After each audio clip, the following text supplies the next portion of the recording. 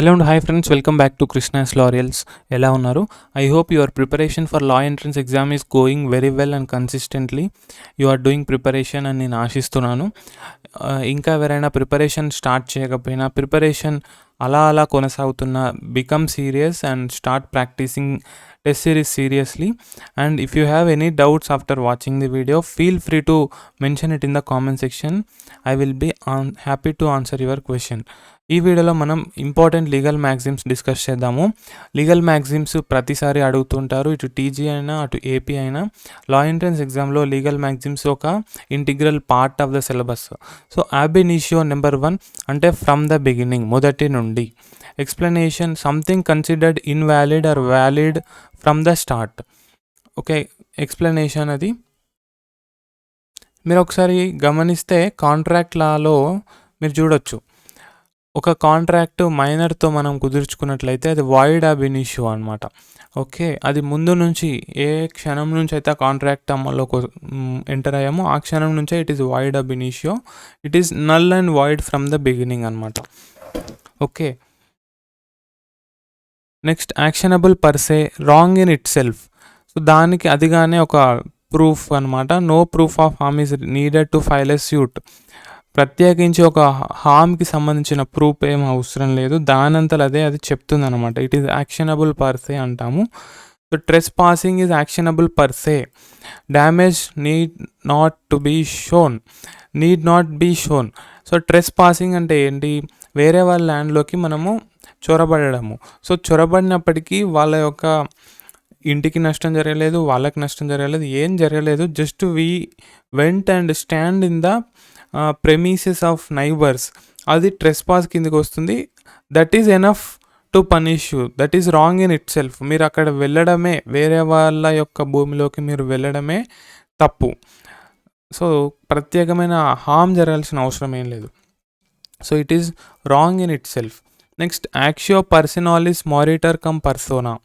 A personal right dies with the person. Personal claims cannot be continued after person's death. So ఒక personal right అనేది ఆ పర్సన్తో చనిపోతుంది అనమాట. కరెక్ట్, దాన్ని యాక్సియో పర్సనాలిస్ మారిటర్ కమ్ పర్సోనా అని గుర్తుపెట్టుకోవాలి. సో ఎగ్జామ్లో మనకి లీగల్ మ్యాగజిమ్ ఇచ్చి దాని మీనింగ్ అడుగుతారు, 4 ఆప్షన్స్ ఇస్తారు. ఆర్ డైరెక్ట్ మీనింగ్ ఇచ్చి 4 లీగల్ మ్యాగజిమ్స్ ఇస్తారు. కరెక్ట్ లీగల్ మ్యాగజిమ్ని సెలెక్ట్ చేసుకోమంటారు. So we have to repeatedly practise these questions. So that's why practising test series very very important guys. Don't neglect. If anyone is really interested in the test series, do join right now. Currently చాలా డిస్కౌంట్తో మీకు provide చేయడం జరుగుతుంది. So ఒక defamation case అనేది defend అయినటువంటి ఆ defame అవ్వబడేటువంటి వ్యక్తి చనిపోయిన తర్వాత కొనసాగదన్నమాట. Okay, actori incumbit onus probandi. Burden of proof lies on the plaintiff. The person who files the case must prove the facts. ఇప్పుడు నేను అంటాను పలానా వ్యక్తి దొంగతనం చేశాడని చెప్పేసి. So I have to prove that he committed theft. నేను prove చేయాలి. The burden of proving the allegations put forward by me is on my shoulders. నా భుజాల మీద ఉంటుంది ఆ బాధ్యత. ఓకే, అతను ప్రూవ్ చేసుకోవాల్సిన అవసరం లేదు, నేను దొంగతనం చేయలేదు అని చెప్పేసి అతను ప్రూవ్ చేసుకోవాల్సిన అవసరం లేదు. I have to prove because burden of proof is on me. Plaintiff is a person who files the case. Okay. Example, in civil case, the complainant must prove the breach of contract. Next, actus reus non facit reum nisi mensit rea.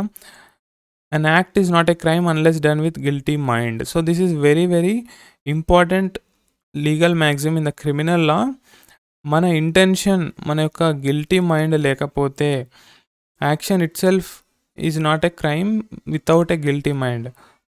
So ఒక crime అవ్వాలంటే action ఉండాలి as well as intention ఉండాలి. Okay, పొరపాటున ఏదైనా తప్పు జరిగితే it's not a crime. యాక్సిడెంటల్గా మనం ఒకరిని హిట్ చేసినప్పుడు, వాళ్ళకి చాలా గాయమైనప్పుడు it is not a crime. Next ad hoc for a particular purpose. Ad hoc అంటే temporary and particular purpose. So మనం అడ్ హాక్ జడ్జి గురించి డిస్కస్ చేసుకున్నప్పుడు చెప్పుకున్నాం. Explanation something created temporarily for a task. And ad hoc committee was form to investigate the scam. So ఆ స్కామ్ని invest చేయడానికి ఆ పర్పస్కి అది ఫామ్ అయింది. After fulfilling the purpose and it dissolves. Alibi అంటే ఏంటి? ఎల్స్ వేర్, వేరే చోట. A claim of being in a different place when the crime occurred. The accused provided CCTV footage as alibi during the robbery. So for example నేను అంటాను, మీరు మా ఇంట్లో first మే రోజు దొంగతనం చేశారు అంటాను. సో మీరు అలిబి యొక్క క్లెయిమ్ తీసుకోవచ్చు. సో ఫర్ ఎగ్జాంపుల్ మీరు ముంబైలో ఉన్నారు ఫస్ట్ మే రోజు. సో ముంబైలో మీ యొక్క ఫుటేజ్ ఉంటుంది కదా, ఆ ఫుటేజ్ సీసీటీవీ ఫుటేజ్ కానీ చూపించి నేను అక్కడ ఉన్నాను అని చెప్పేసి you can plead to the court. That is alibi. Alibi అంటే ఎల్స్వేర్. సో డైరెక్ట్ మీనింగ్ తప్పకుండా గుర్తుపెట్టుకోండి. These explanation and example are given to make the concept simplified for you. Amicus curiae అంటే friend of the court. So court యొక్క friend amicus curiae. So amicus curiae is generally a legal expert who helps the court in a case. Next, ante litem mortem, before litigation begins. So this is not that important. Next, assentio mentium, meeting of minds. Meeting of minds అనేది మనం contract లాలో చూస్తాము. Mutual agreement is necessary for a valid contract. So నేను ఏ terms and conditions మీద అయితే ఒక కాంట్రాక్ట్కి yes అంటున్నానో అవతల వ్యక్తి కూడా అదే టర్మ్స్ అండ్ కండిషన్స్ మీద ఎస్ అనాలి. Then that is called assentio mentium, meeting of minds. Okay, for example నేను అంటాను నా యొక్క కార్ అమ్ముతాను, 10,000కే అమ్ముతాను అంటాను.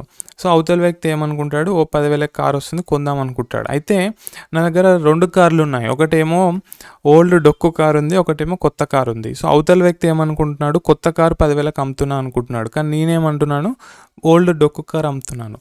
సో ఇక్కడ మీటింగ్ ఆఫ్ మైండ్స్ అనేది లేదు, assentio mentium is not there.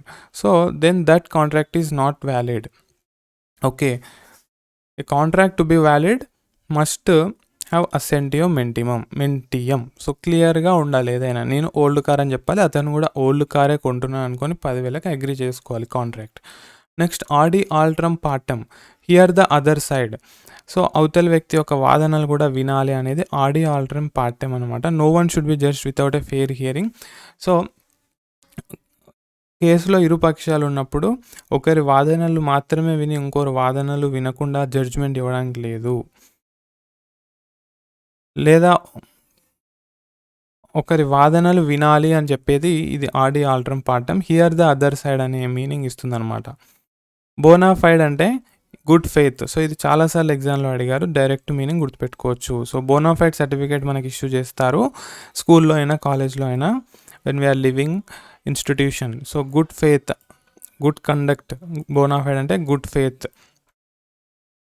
So it is done honestly and without fraud. So ఈ పదాలు కూడా చాలా important. Which is something done honestly and without fraud is అని చెప్పి 4 ఆప్షన్స్ అడగవచ్చు. బోనాఫైడ్, బోనా వ్యాకెన్షియా అలా అడగవచ్చు. So bona fide is the right answer. Next, bona vacantia, ownerless goods. So ownerless గూడ్స్ని బోనా వ్యాకెన్షియా అంటాం. ఫర్ ఎగ్జాంపుల్ నేను అలా నడుచుకుంటూ వెళ్తున్నాను, రోడ్డు మీద నాకు ఒక సైకిల్ కనిపించింది, లేదా ఒక ఫోన్ కనిపించింది, కొత్త ఫోను, బాక్స్ సీలింగ్ ఉంది, అది ఎవరిదో తెలియదు, అలా ఉంది. సో దానికి ఓనర్ లేడు. Sorry, unclaimed property of a dissolved company becomes bona vacantia. Property without an owner goes to the government. Clear? Ownerless గూడ్స్ని బోనా వ్యాకెన్షియా అంటాము. Boni జుడిసిస్ ఎస్ట్ ఆంప్లికేర్ jurisdictionem. A good judge broadens jurisdiction for justice. So this is not again important. Next, caveat, a warning. Caveat is very important. Caveat ante enti meaning a warning. A notice to not act without informing the caveator. So caveat ante oka warning, oka caution. ఇక్కడ మనకి క్యావేట్కి సంబంధించి 2 important maxims ఉంటాయి, క్యావేట్ ఎంటార్, క్యావేట్ వెండిటార్ అని. So క్యావేట్ Ntorq అంటే let the buyer beware, కొనేవాడు జాగ్రత్తగా ఉండాలి అని చెప్తుంది. సో కొనేవాడు గూడ్స్ కరెక్ట్గా చెక్ చేసుకోవాలి. క్యావేట్ వెండిటార్ ఏం చెప్తుందంటే అమ్మేవాడు కూడా ఏమైనా తప్పుడు ప్రొడక్ట్స్ అమ్మితే, డిఫెక్టివ్ ప్రొడక్ట్స్ అమ్మితే he is also held responsible అని చెప్తుంది. సో ఎంటార్ అంటే బయర్, వెండిటార్ అంటే సెల్లార్. సో వెండార్ అంటాము, వెండార్ అంటే సెల్లార్. సో ఆ విధంగా మీరు గుర్తుంచుకోవచ్చు. క్యావియేట్ వెండిటార్ మీన్స్ అని ఎగ్జామ్లో అడుగుతారు. Let the buyer beware, let the doer beware, let the seller beware అని ఇవ్వచ్చు. So let the seller beware is the right option. ఆ విధంగా క్యావేట్ ఎంప్టార్ అంటే లెట్ ద బయ్యర్ బివేర్, క్యావేట్ యాక్టార్ అంటే let the doer beware. So చేసిన వాడు జా జాగ్రత్తగా ఉండాలి. So the doer is responsible for consequences of their act. If a builder cuts corners అంటే ఒక నాణ్యత ప్రమాణాలు లేకుండా ఒక బిల్డింగ్ కన్స్ట్రక్షన్ చేశారనుకోండి, అప్పుడు he is held responsible if in the later stage the building collapses.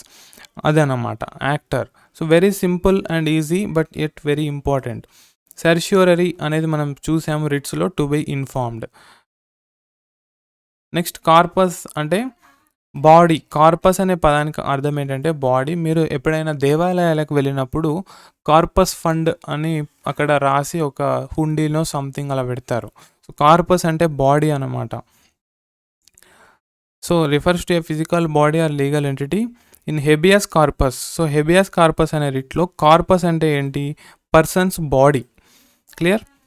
Corpus delicti, body of the crime. So a body is a corpus delicti in a murder case. So essential facts, క్రైమ్ని prove చేసే facts అన్ని కూడా corpus డెలిక్టీ అనమాట. So corpus అంటే body, అది కీవర్డ్గా మీరు గుర్తుంచుకోవచ్చు. Damnum sine injuria, damage without legal injury. So loss without legal rights being violated. For example, నాదొక టీ కొట్టు ఉంది, నా పక్కనే ఇంకొక అతను టీ కొట్టు పెట్టాడు. సో ఇదివరకు నాకు 10 మంది వస్తే ఇప్పుడు 5 మంది వస్తున్నారు, 5 మంది పక్కకి వెళ్తున్నారు. నౌ వాట్ హ్యాపెండ్ అంటే డ్యామేజ్ అయింది, కానీ నా లీగల్ రైట్స్ ఏమీ వయలేట్ అవ్వలేదు అండి. బికాస్ అతనికి కూడా అక్కడ షాప్ పెట్టుకునే రైట్ ఉంది. If I have a shop at one place, it doesn't mean other should not come beside me and open and new stall. అలా ఏం లేదు. So there is no right like that to me and nor the duty on others to keep a distance of some kilometres from my shop. అలా ఏం లేదు. కాబట్టి అక్కడ damage ఏం జరిగింది? నాకు డబ్బులు నష్టమైంది. 100 రూపాయలు వచ్చేది ఇప్పుడు 50 రూపాయలు వస్తున్నాయి డైలీ, కానీ లీగల్ ఇంజూరీ ఏం జరగలేదు. So this is damnum sine injuria. So దీనికి ఒక ఎగ్జాంపుల్ ఉంటుంది, గ్లౌసెస్టర్ గ్రామర్ హై స్కూల్ అని చెప్పి. Gloucester grammar high school case is very famous case where damnum sine injuria is principle is lent. ఆ కేసులో ఏమవుతుందంటే, ఒక స్కూల్ ఉంటుంది, ఆ స్కూల్ ఎదురుగానే ఇంకో స్కూల్ తెరుస్తారు. అప్పుడు ఈ స్కూల్ యొక్క రేటింగ్ పడిపోతుంది, ఈ స్కూల్ యొక్క ఫైనాన్షియల్ ఇన్కమ్ పడిపోతుంది.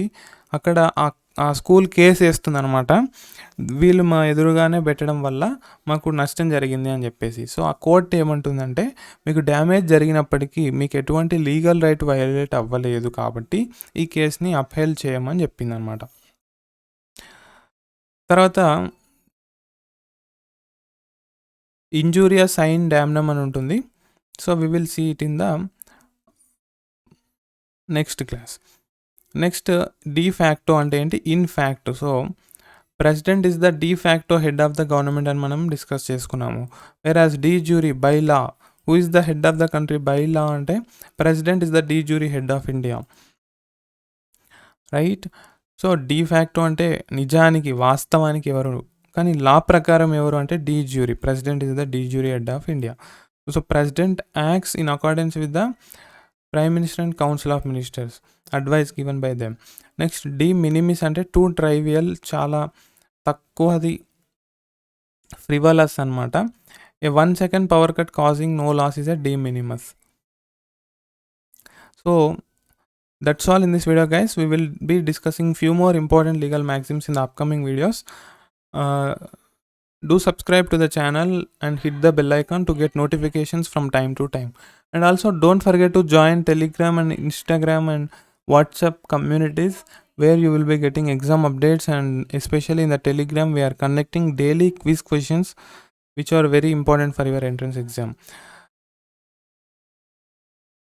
And I would also invite those who are really interested in cracking the law entrance exam, to join our mega mock test series and other sectional test series and practice seriously, rigorously, consistently for this 1 month, so that you can get a good rank in the examination.